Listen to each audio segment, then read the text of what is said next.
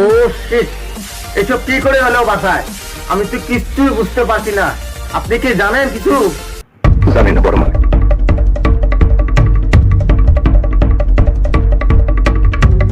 মান্দার পোলা, তুই কি আমারে ফুটপাতের মাস্তান ভাবছস? 2 কোটি টাকার কাম 2 লাখ টাকা দিয়া করবি? না, এটা আমি কিছুতেই হতে দেবো না। দেখ, আমার কাজ আমাকে করতে দে, তোর কাছ থেকে পারমিশন নিতে হবে না। এই, আমার কাজ আমাকে করতে দে, আজকে তা আমি ঠিকই করবো। দেখুন, আপনি একটু বাসায় থেকো আর কি। আমি এই যাবো আর আসবো, আমার কিছু কাজ আছে, তাই আমি চললাম। এই যে শুনুন, চলো আমরা দুজন ফুল বাগানে ঘুরতে যাব। দেখুন, কাল থেকে আপনি আমাদের কোম্পানিতে জয়েন হন। কি বলেন?